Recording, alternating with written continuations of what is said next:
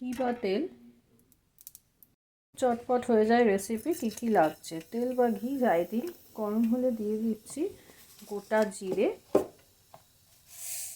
একটু গোটা সর্ষে, একটু হিং, একটু গরম মশলা। তেল গরম হয়ে গেছে, রান্না সেহেতু আমি পেঁয়াজ দিচ্ছি না, না হলে আপনারা পেঁয়াজ ইউজ করবেন। দিয়ে দিচ্ছি কাঁচা লঙ্কা, এরপরে পেঁয়াজ কুচি, দিয়ে দিচ্ছি ক্যাপসিকাম, টমেটো আর কড়াইশুঁটি, সবই লম্বা লম্বা করে কেটে নিয়েছি। যখন রাঁধবেন দেখবেন ফ্লেভারটা খুব ভালো হয়। আমার কাছে দু রকমের ক্যাপসিকাম দিয়েছি আর সাথে টমেটো, সবগুলো লম্বা লম্বা করে কেটে হালকা হালকা ভাজা হবে। আমি লো ফ্লেমে দিয়েছি। চটপট হয়ে যায় রেসিপিটা, 1 মিনিট ভাজা হয়েছে, খুব বেশি ভাজা হবে না। তারপরে দিয়ে দেব পনির পিসেস, বা এখানে আপনারা চাইলে সয়াবিনও সিদ্ধ করে ইউজ করতে পারেন। এত সহজে লাঞ্চের বা ডিনারের রেসিপি তৈরি হয়ে যাবে এবং খেতে ভীষণ ভালো। লো ফ্লেমে কিন্তু আঁচটা রেখে দিতে হবে।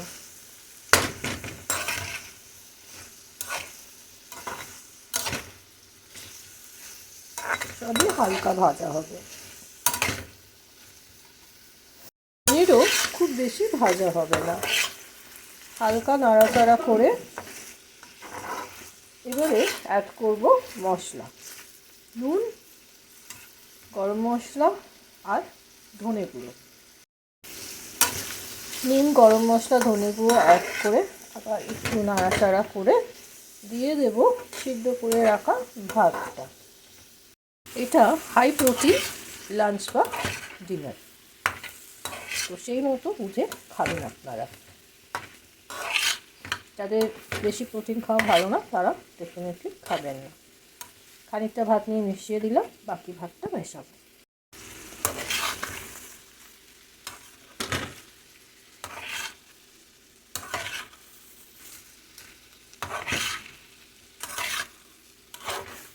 ভালো করে মিশিয়ে দেবো।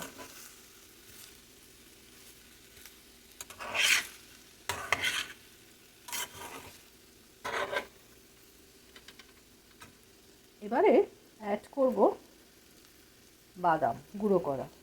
এটা আপনাদের চয়েস, কেউ যদি বাদাম ইউজ না করতে চান পুরো ক্রাশ করে দিয়ে দেবেন, যদি কেউ ইউজ না করতে চান বাদাম দেবেন। এবার বাদাম দিলে একটা টেস্টটা আলাদা রকম হয়ে যাবে।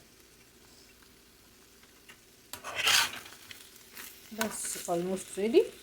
আর দুটো জিনিস দেওয়া বাকি,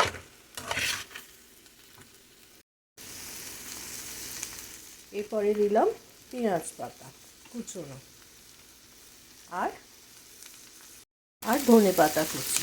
ব্যাস রান্না কমপ্লিট। ভালো করে মিশিয়ে দিতে হবে।